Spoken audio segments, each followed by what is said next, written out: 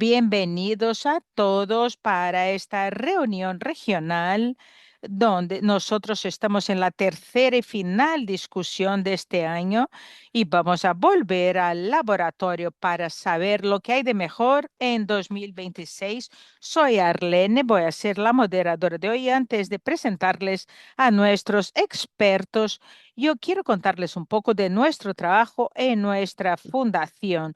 Nosotros somos una organización de investigación y estudios y trabajamos en este proyecto de ISMLF Educación.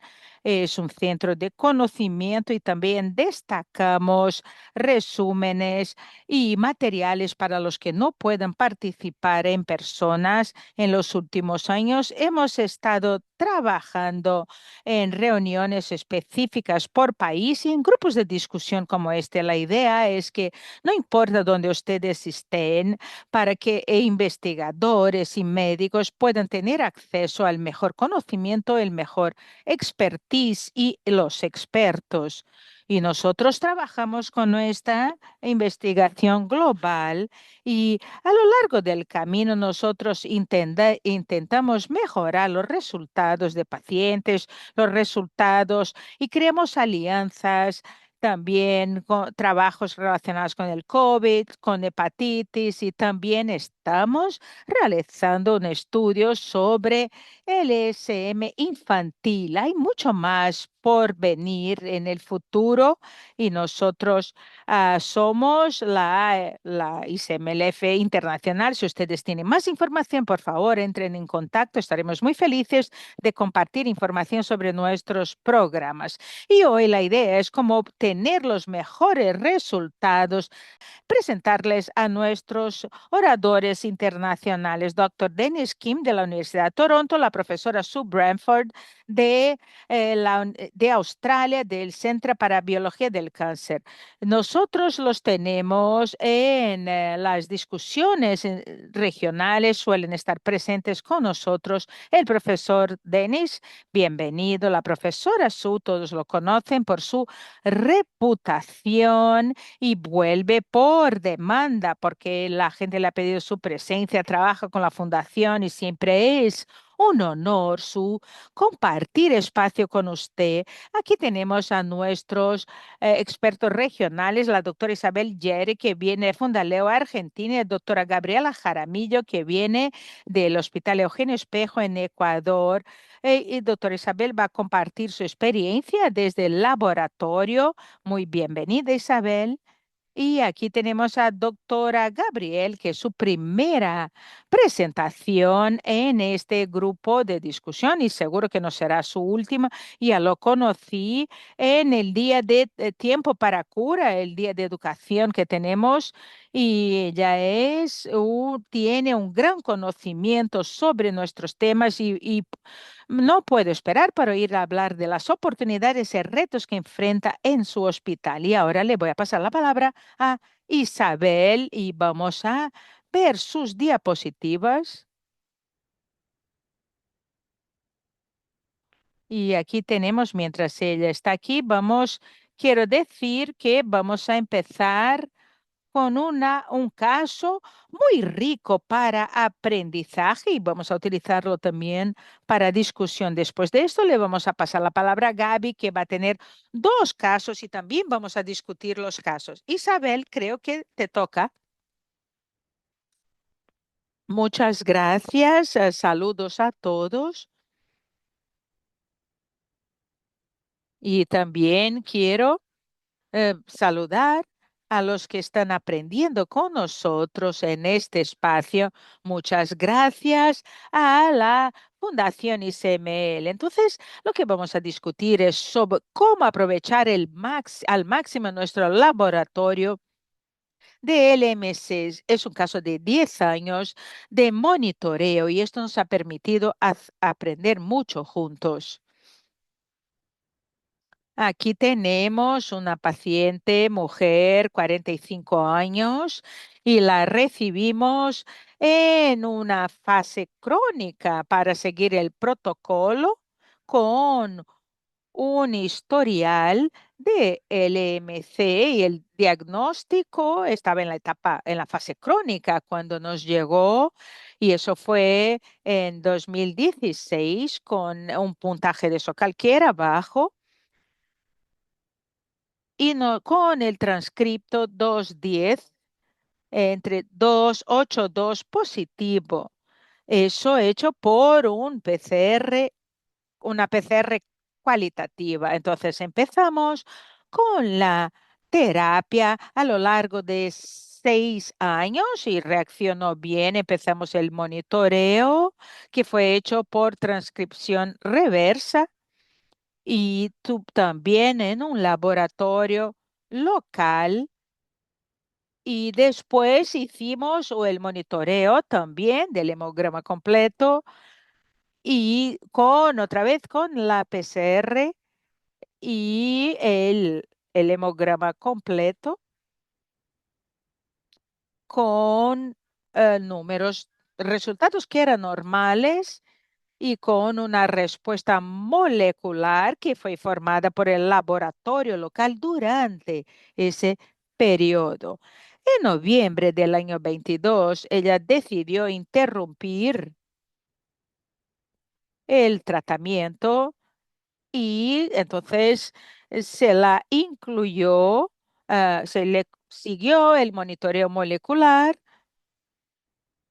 y durante este monitoreo ella se fue incluida en el ensayo AST para asegurar también un monitoreo molecular continuo durante el primer año. Y aquí vemos la línea del tiempo que teníamos, vemos el diagnóstico cuando interrumpió y lo evaluamos. A partir de este punto empezamos a monitorear hasta hoy. Y cada momento que ella encontró o alcanzó respuestas moleculares profundas. Y en el mes 16, que correspondía en realidad al mes 15 del seguimiento durante la suspensión del inhibidor de tirosina quinasa. Y la muestra nos mostró una capa leucocítica anormal. La respuesta molecular era 5.0 con transcriptos indetectables. Y aquí vemos qué recto tuvimos que enfrentar en el laboratorio. En este momento, en este punto de la evaluación, identificamos un número alto de células de transcritos que eran no detectables, pero también le realizamos un FISH, la prueba FISH que resultó con un resultado, un patrón atípico de 95%. Y entonces aquí vemos las características de la muestra. No hay transcriptos de fusión y vemos aquí una fusión, una señal en el análisis FISH, como ya mencionamos. Con estos resultados, el paciente empezó el IQT de segunda generación en Nilotinib 300 y después de 3 meses ella alcanzó la respuesta completa. La paciente reempezó el tratamiento con su médico local al mismo tiempo en que seguía el monitoreo y la hemoterapia. Esta monitorización fue realizada por la prueba FISH hasta que el método molecular se diseñó y se estableció para el uso clínico personalizado. Y aquí vemos el resultado, un LMC clásico con Filadelfia y con el cromosoma Filadelfia. Y vemos aquí el punto, los puntos rojos que vemos la translocación identificada y después también se realizó la PCR cualitativa y se realizó una electroforesis y una comparación por tamaños que se registraron como B2 a 2. Aquí vemos el método que se aplicó y vemos cómo el paciente, cómo se evaluó al paciente y aquí se concluyeron que este fue el arreglo. A partir de ahí nosotros fuimos a buscar la gráfica cinética a partir del principio, desde el inicio, y vemos aquí en la gráfica el punto porque al principio el diagnóstico en tiempo real con la PCR no se hizo esto al principio. En este punto nosotros eh, eh, dedujimos que sería 100% y en la primera evaluación de la PCR se hizo en el mes 6 y hubo una respuesta molecular profunda. Y aquí vemos cómo evolucionaron los resultados a lo largo del tiempo. Entonces vemos que por la expresión genética vemos una reducción no gradual, o sea, abrupta, en los niveles de transcriptos. Surgieron entonces algunas preguntas a partir de esta situación para poder solucionar este caso.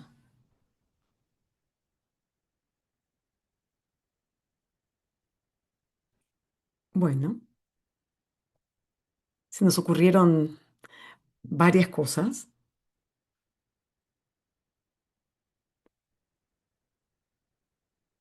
Y entonces quisiera saber qué opinan ustedes hasta ahora. Gracias, Isabel. Empezamos con Su.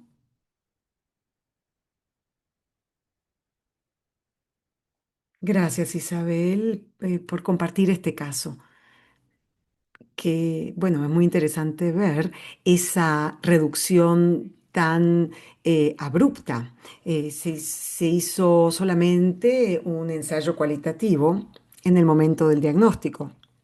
Entonces, si vemos la electroforesis por gel, vimos que es A13A2 en comparación con la muestra de control, o sea, razonable, pero creo que nos muestra la importancia de dar seguimiento con una PCR cuantitativa de la misma muestra diagnóstica, porque una vez que se sabe que hay un P210, entonces yo creo que el estándar sería hacer la prueba con el método cuantitativo. Que van a seguir usando a partir de entonces. No sé si eso es algo que se hace de rutina. En nuestro laboratorio siempre utilizamos la PCR cuantitativa primero, no la cualitativa. Utilizamos primero la cuantitativa, porque si no detectamos el P210, entonces ahí sí hacemos la cualitativa para investigar más. Pero mi primera pregunta entonces sería esa, Isabel. En una situación como esta, ¿hace lo mismo? ¿Hace una PCR cualitativa primera y no cuantitativa? Eh, para asegurarse de que la muestra funcione con el ensayo cuantitativo? Bueno, a la hora del diagnóstico, nuestro laboratorio hace la PCR cuantitativa en tiempo real, además del FISH.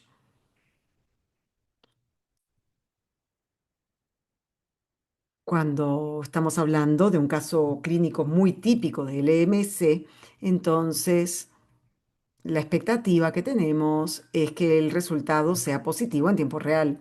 Pero a veces la PCR en tiempo real resulta indetectable, sin transcriptos, ¿no? Del 210, del P210, pero se puede hacer el FISH. Entonces, tenemos tal vez una variante crítica o bueno, habrá que ver.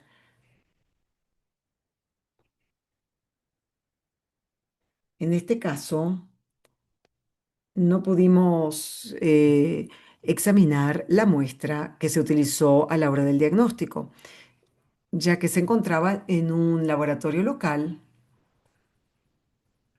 y, y no lo mantuvieron, no mantuvieron la muestra. Así que fue complicado hacer la caracterización y tal vez incluso especular para poder solucionar este caso. Denis, ¿qué opina usted? Creo que lo que dice Sue es muy pertinente. Creo que hay, bueno, en primer lugar se hace la PCR en tiempo real para poder hacer el monitoreo de los transcriptos con la PCR de tiempo real y después, claro, es muy importante hacer la otra PCR. Y luego la parte clínica. Normalmente repetimos la biopsia de médula ósea para ver cómo está el paciente, tal vez a los 18 meses. No es para evaluar el cromosoma P, sino para ver si hay otras anomalías, digamos, en los que son pH negativos. Y en un caso como este, tal vez se pueda justamente capturar los cromosomas pH positivos que quedan en la médula ósea. Pero bueno, habrá que ver eh, si se puede evitar un falso negativo de algún de transcripción críptica o atípica. Esa es otra cosa que se puede hacer. Em, ¿Algo que agregar, Gaby, de su laboratorio? Nosotros hacemos una PCR cuantitativa, pero también la cualitativa para si hay más de 30, para más de 30 genes de fusión cuando se hace el diagnóstico inicial. Pero no tenemos FISH ni otras pruebas citogenéticas, así que bueno, es bueno tenerlo a mano, pero nosotros hacemos la PCR cuantitativa. Gracias, Gaby. ¿Seguimos con Isabel? Sí. Bueno,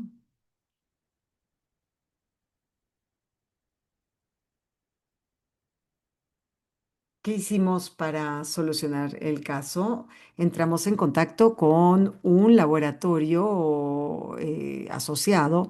El doctor Michele Bianchini es el director, que es presidente de la Fundación FUCA.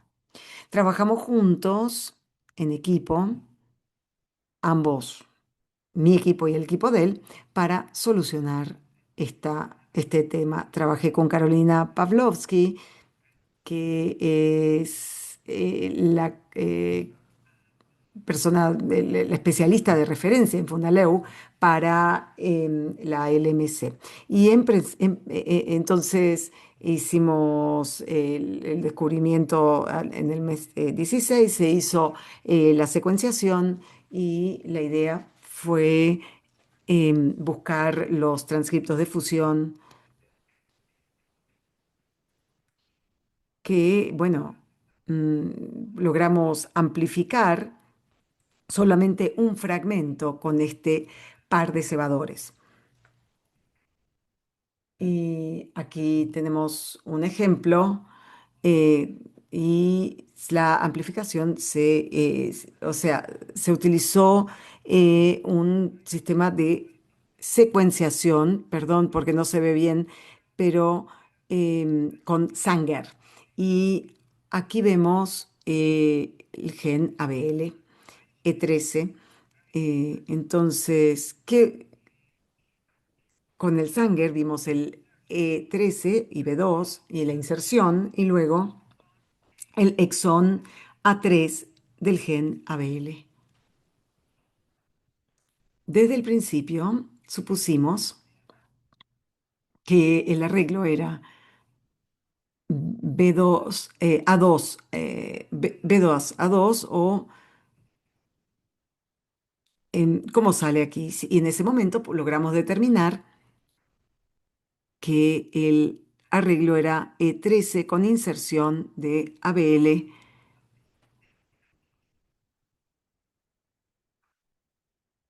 Es un intrón con con un exón A3. Esta es la configuración. Luego, verificamos en la muestra con estos cebadores, hicimos la verificación y vemos que los primers, los cebadores, logramos confirmar que la presencia de este rearreglo atípico, donde encontramos el intrón y también los exons A3. Según el cromatograma,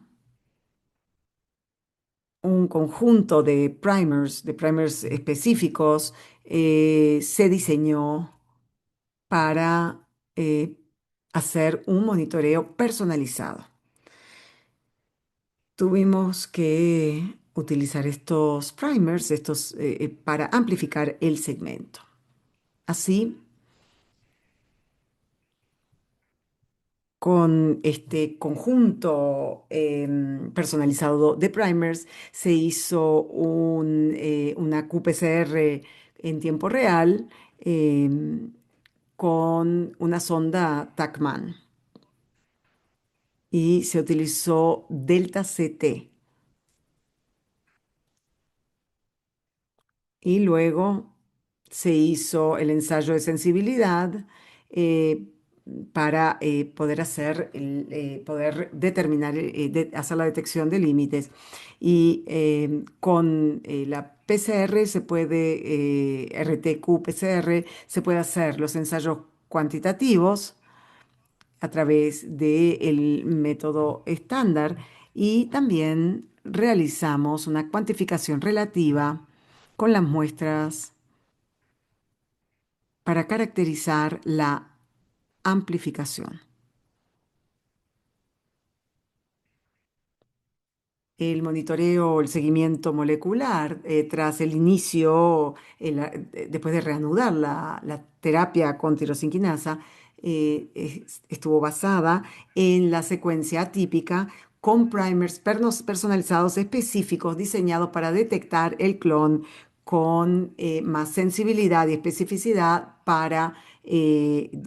con PCR en tiempo real, em, para delta CT. Este método de PCR con delta CT también se utilizó para el monitoreo molecular. Se mostró una expresión baja, aunque detectable, y demostró que se logró controlar la enfermedad desde que se introdujo el segundo tratamiento con TKI.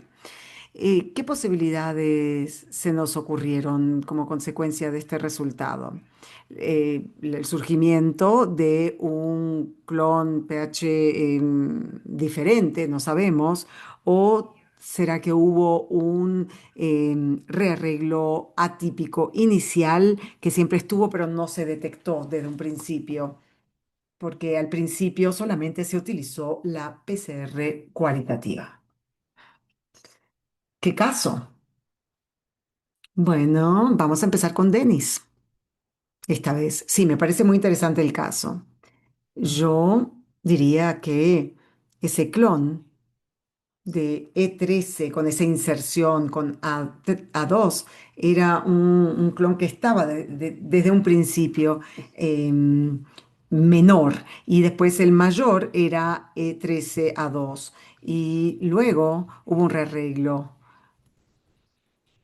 y luego em, después de que de ese clon mayor, luego que eso se atacó, emergió el menor y salió. Yo diría que esa es la explicación para estos exámenes diagnósticos. Em, Podrías haber sido una adquisición también de ese tipo de clon, pero yo diría que ese tipo de clon estaba desde el principio, en el momento del diagnóstico. Eso pienso yo. Gracias. ¿Qué opina usted? Yo diría algo diferente. Me parece que, que fue una ruptura primaria, o sea, tener esos dos puntos de ruptura es muy poco común, nunca lo hemos visto nosotros, o bueno, por lo menos no en más de 100 pacientes al momento de diagnóstico y se establecieron los puntos de corte. Y luego en las recaídas no hemos visto cambios en BCR-ABL, en el transcripto del BCR-ABL. Entonces, mi pregunta es, ¿el tamaño original del E13A2 en la PCR cualitativa era parecido al fragmento, con el fragmento de PCR, era parecido, semejante al del E13, la inserción más el exón 3A3? Lo pregunto porque en el gel es bastante difícil ver esas diferencias sutiles. Isabel, tal vez usted tenga una idea del tamaño, si hubo diferencia de tamaño, cuál fue el tamaño original. Bueno, supusimos que el tamaño fuera muy similar porque en función de los nucleótidos de cada uno, nosotros pudimos inferir bueno, de hecho tengo diapositivas sobre esto, que nos trae que la inserción encaja exactamente en el mismo tamaño con el A2.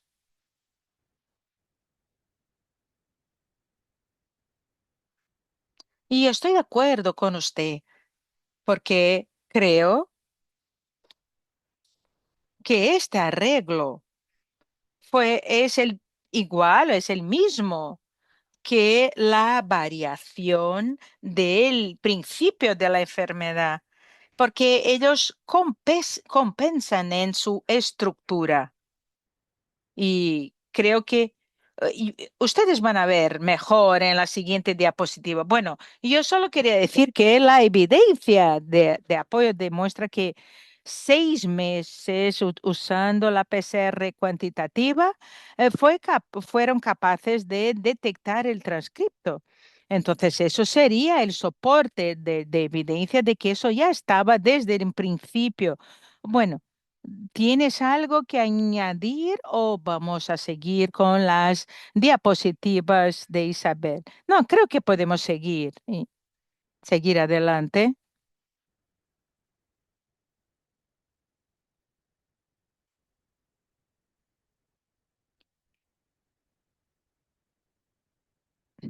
Bueno, entonces, las conclusiones del caso es que muy probablemente es un arreglo atípico con una inserción 13A3 de un real arreglo. Desde el principio hubo una respuesta. Ella respondió al tratamiento con la primera generación del inhibidor de tirosina quinasa, pero hubo una recidiva un año después de la interrupción del tratamiento y cuando se cambió al tratamiento con el IKT de segunda generación, la paciente logró otra vez una respuesta molecular. Entonces, el ensayo de línea base cualitativa detectó un fragmento que correspondía al isoformo esperado para B2A2 del mismo tamaño y el resultado fue informado como B2A2, solo que eso nunca fue verificado en el diagnóstico si este transcripto podría ser monitoreado de modo fiable utilizando el RT-qPCR. Entonces, eh, si partimos del principio que el rearreglo atípico ya estaba presente al comienzo de la enfermedad, podemos concluir que los resultados de la PCR cualitativa en el diagnóstico se interpretaron correctamente en la comparación con los tamaños de fragmentos, pero la PCR cuantitativa no se realizó en el momento del diagnóstico, en el mes 3. Y eso fue para nosotros el principal error crítico por parte del laboratorio, porque para asegurar un seguimiento molecular adecuado por medio de la qPCR, es clave verificar que el transcripto de fusión detectado en el principio de la enfermedad es realmente un rearreglo. Y entonces, en el laboratorio de LMC, hay una preocupación con este desarreglo, con este desencuentro biológico en este caso, en las pruebas si hay esta disparidad y eso ocurre cuando hay discrepancias. Sí, nosotros en el nivel de ADN estamos hablando porque los genes ah, están físicamente fundidos. Entonces, los niveles de los transcritos evalúan exclusivamente el P210, el E13A2, el B2A2 y también los isoformos. Sin embargo, el método cuantitativo o que ahora se considera el, el patrón de monitoreo que hay que seguir también nos puede rendir un falso negativo. Entonces, entonces, les agradezco a todos. Aprendimos muchísimo y cada vez que nos reunimos seguimos aprendiendo de nuestros pacientes y el tiempo y el esfuerzo constante para llegar a este conocimiento más profundo es algo que trasciende generaciones y es un conocimiento transversal. Muchas gracias, Isabel. Antes de volver a los especialistas, Marina en el chat preguntó cómo funciona el cualitativo en este caso. Y bueno, esta pregunta la vamos a llevar también a los especialistas para este ensayo cualitativo. Y yo diría que los primers estaban localizados allí y que fue eso como se capturó en lugar de habilitar el Exxon 2. Y eso hubo la amplificación y no sé si Isabel tiene una información adicional sobre la localización de los primers. No, en realidad no. No tengo idea. Supongo que realizaron esa prueba, esta valoración en aquel momento en el protocolo, el establecimiento de los primers en el B2A2, vienen de B2 y A3 y ellos reúnen, o sea, ellos alcanzan el tamaño del 351 B2A2.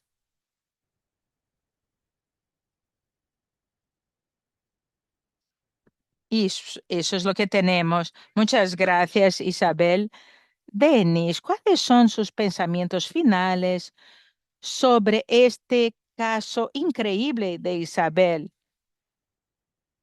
Y yo no tenemos la respuesta de por qué la paciente respondió inicialmente al tratamiento. Yo supongo que la paciente no alcanzó una respuesta completa y bueno, que parecía que la paciente había alcanzado la respuesta hematológica completa y por eso hubo la interrupción de las pruebas de PCR y la inserción de E13 con con la paciente cuando ella eventualmente dejó de tener respuesta. Me gustaría saber si hay otras surgimientos en esta población, si no es el caso. Entonces, quizás la mezcla inicial del tipo de transcripto y con sensibilidad distinta puede que explique por qué la paciente respondió a principio y después su respuesta disminuyó, que puede tener que ver con su sensibilidad al tratamiento. Otra pregunta es que al pasar para la segunda generación del inhibidor, la paciente empezó a responder otra vez bien. Entonces, creo que las pruebas se hicieron para alcanzar la respuesta molecular y la respuesta hematológica. Realmente es un caso muy complejo. He aprendido mucho. Me gustaría añadir algunos detalles. Cuando vimos la recidiva, porque solo teníamos esta muestra, nosotros pudimos observar con el paso del tiempo que nosotros dedujimos que la paciente perdió la respuesta porque ella interrumpió el IQT. Esa es una posibilidad porque interrumpió el uso del inhibidor.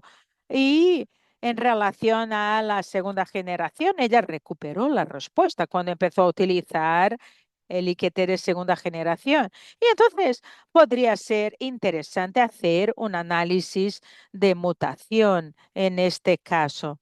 Y no me acuerdo si llegamos a realizar esa, esa prueba. Pero bueno, con la segunda generación, ella logró, después de un mes, ella alcanzó la remisión y la remisión completa después de 3 meses.